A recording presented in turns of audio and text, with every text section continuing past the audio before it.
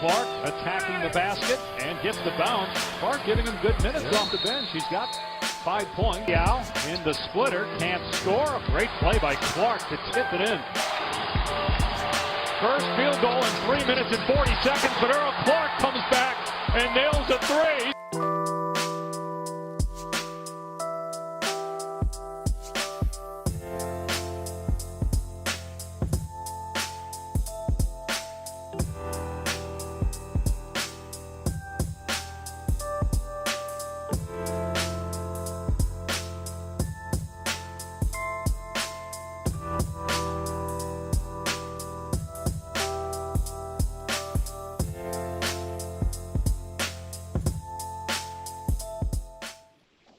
Hey everyone, this is Mr. Akbar, math coach over at Cedarbrook. I got Dr. Asante, and we have a special guest with us, former resident of Plainfield, former college star at Louisville University, went on to be drafted in the NBA, played for several teams, the Lakers, Cleveland Cavs, Miami Heat, to name a few.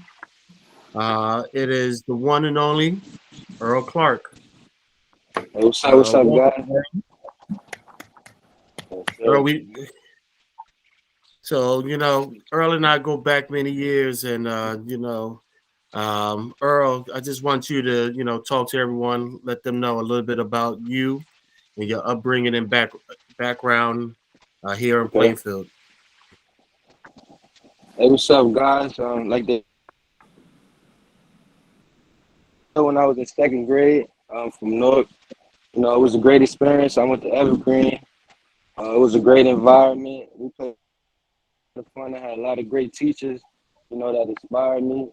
That's why I love Evergreen to this day. And playing hard. Like I said, when I moved there, I was pretty young. I started learning the game young, back in Newark with my father when I was rich.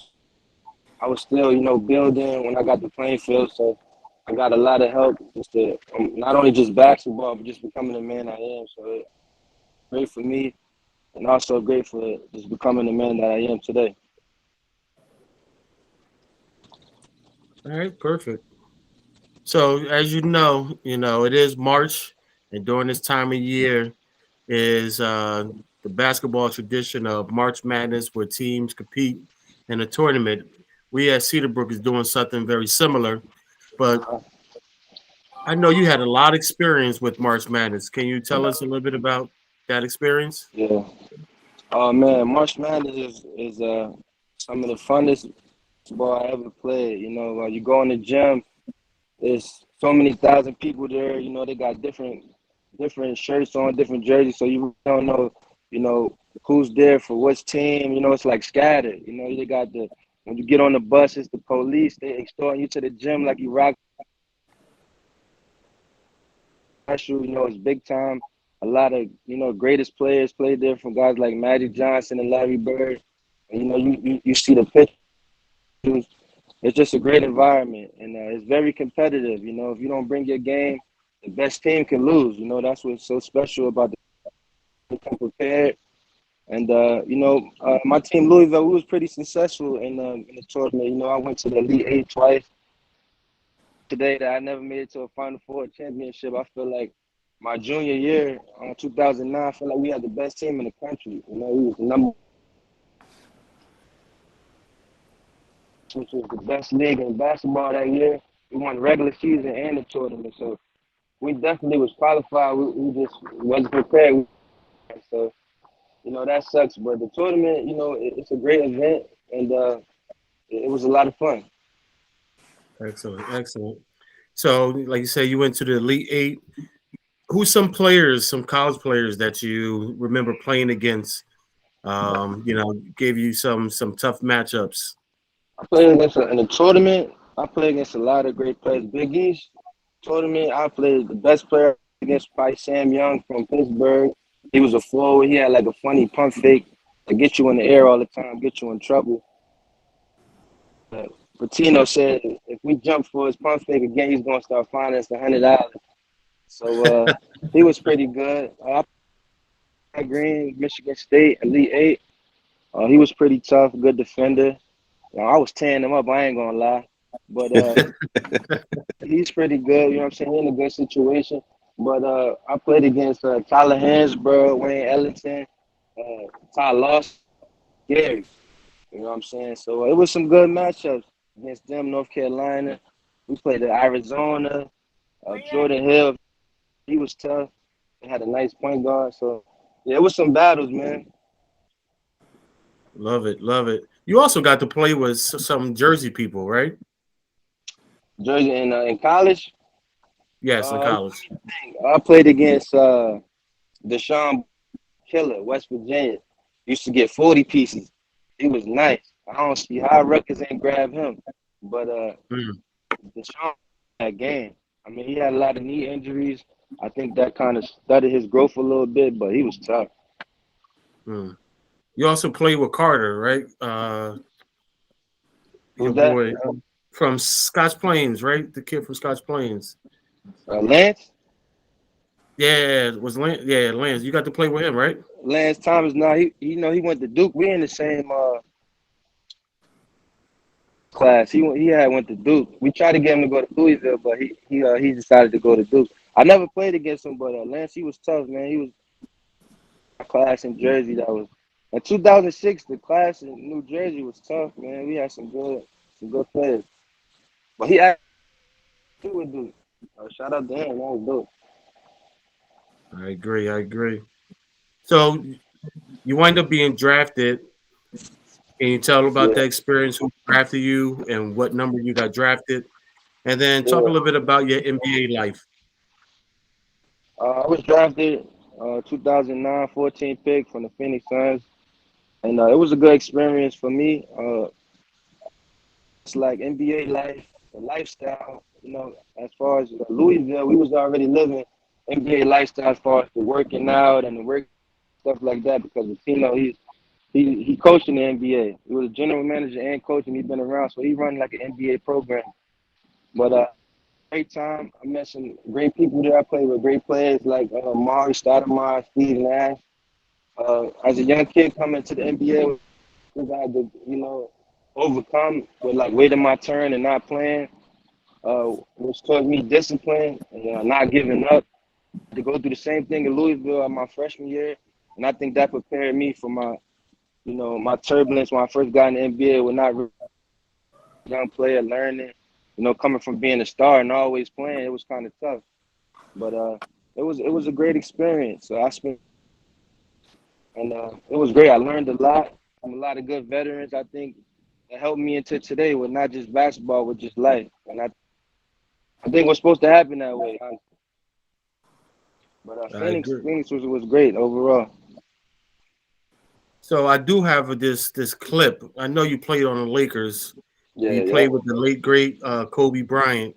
I'm pretty sure you got some great stories with him. So I want to play this clip. Lakers by 9, they have 4/10 of a second coming out of this 22nd timeout. A lob inside, Kobe to Clark for the jam. Did you see the eye fake by Kobe Bryant, looking away from Clark, looking like he was frustrated that he wasn't going to be able to make a pass? He sold it well, George. He had it all the way. Pistons will kick themselves big time because this is really all they had. A lob at the basket, that's the number one thing you guard against in that situation. I don't care where he's looking. Lakers. So is this one of your greatest memories with Kobe, or you have some other ones? It's definitely one of them. It's a highlight play with Kobe Bryant, so I'm always take that. But I actually got to give the credit. Drew that up. You know what's crazy? Before that play, I was talking to I forget his name. I feel bad, but he played in the NBA he played in Europe, and we was in the same draft class. And this is around the time where I finally opportunity got for me to get on the court to play, and I was playing. So coming out the timeout, he's like, "Bro, man, I'm so happy for you, man. They finally giving you a chance. You playing." And the whole time I'm thinking in my huffing it dunk this. Like, he talking to me, don't even know this play is for me. So he was kind of unfocused, like off his square. So as he talking, I cut Kobe through the perfect line. So I dunked it. Then every time we played each other, I laugh at him like, bro, you had no idea what I was about to do. But Bean was a special guy, man. He helped me out a lot as far as, my confidence, just seeing my work ethic me every day and telling me like, bro, I know things ain't going right now, but I respect your hustle. Just keep working. When the time come, I know you're gonna be ready.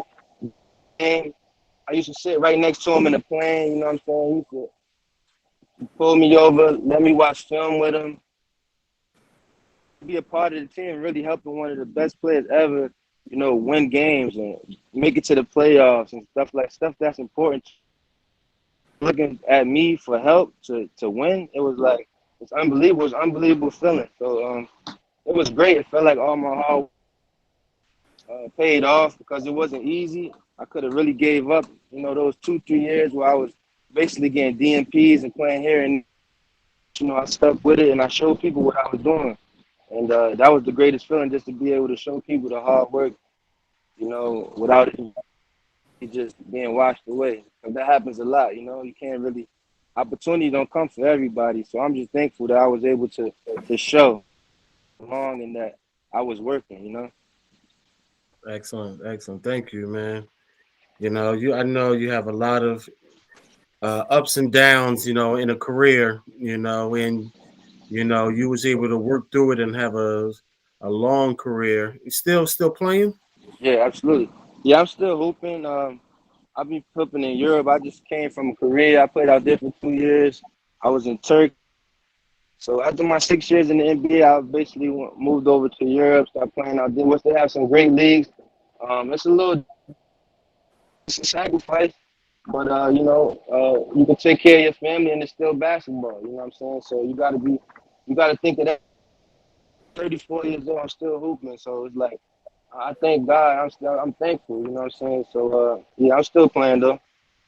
Excellent. I don't know. Hopefully, what do you think, Dr. Asante? You think we could take them 2-on-1? Nah, I'm not even trying it, bro. I'm not even trying it. I ain't that old yet. I go against his dad. His dad about 6'7". I got a better chance going against his dad. I'm not messing I can around. get popped in a minute. You probably got a chance there. I probably got a chance. Hey, brother Earl, man, I appreciate you, man, and I've enjoyed watching you from afar. So keep pushing. I know that overseas life. My brother-in-law played. I think he's a little older than you. I don't know if the name might sound familiar to you, Cedarbrook Powell. Okay.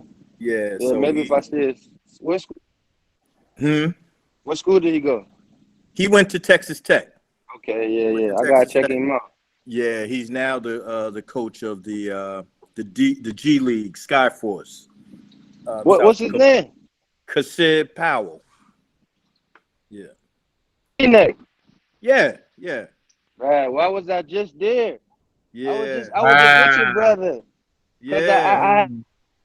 I came home for a little bit. I joined the G League. I was practicing with them. On my third practice, I had got turf toe. Okay. I was just with the team. Yeah, bro, your brother, he a good dude, man. I was just with him from Jersey. Yeah. He like a legend out there. I talked to him. Yeah, no doubt. It's good that y'all made that connect. That's cool. Yeah, that's cool. That's what's up. Jersey he good people. Small world, man. Small world. It is. So, hey, keep pushing, man. Good luck. Give my regards to your family, man, and I appreciate you for doing this for us. All right. Oh man, thanks for bringing me on. Anytime, man. Yep. You ever come back home, man? Come through the school, man. Say what's up. Yes, sir. I'm alive. All right. We're gonna start doing some stuff around there, so I'm gonna keep in touch. Okay, sounds good, my brother.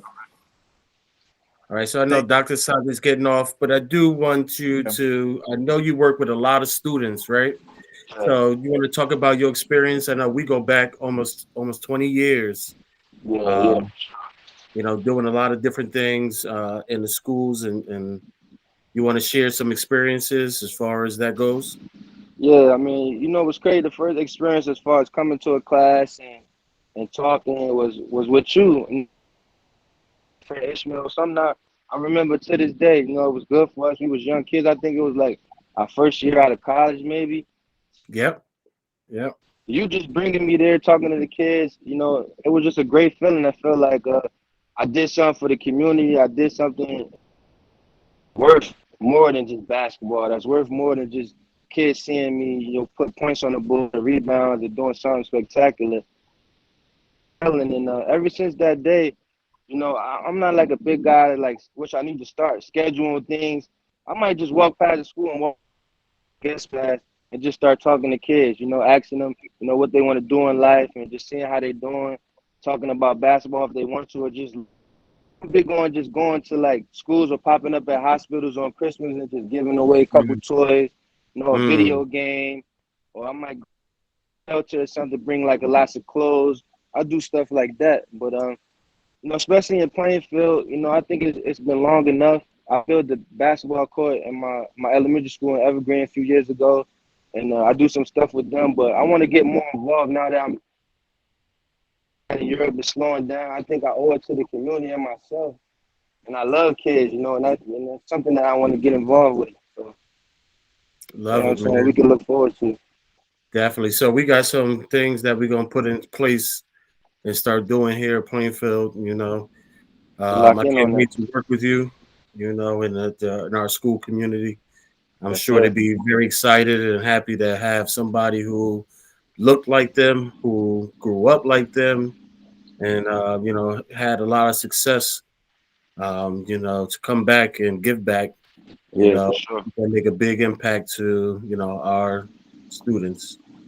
Yes, sir.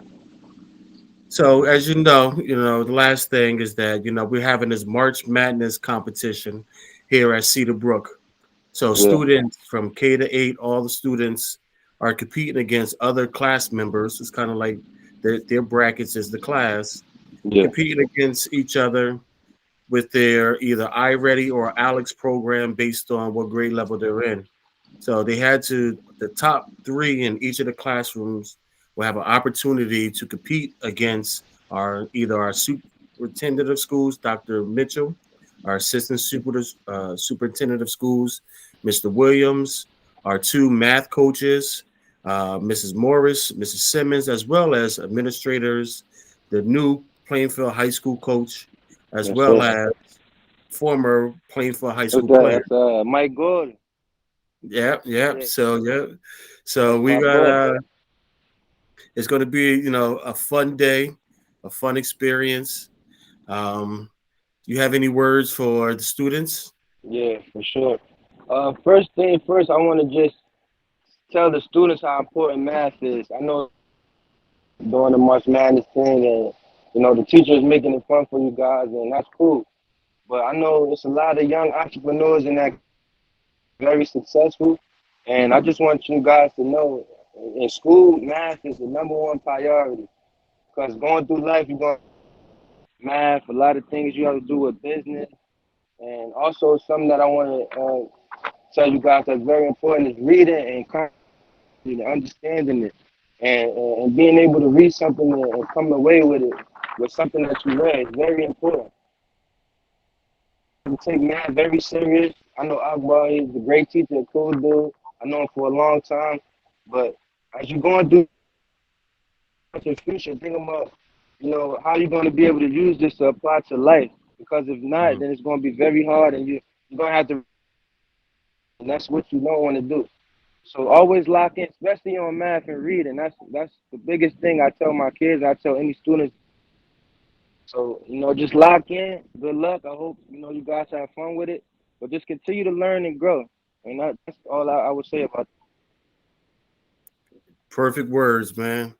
That's So once again, I do want to thank you. It's great to reconnect with you, and I look forward to doing great things here in the city of Plainfield with you. Man, yes, sir. Appreciate you for just reaching out and everything you do for Plainfield and the kids. That's big time, man. That's what we need. And Yes, sir. All right, stay on. I'm gonna stop the video and we'll finish from there. all right, cool.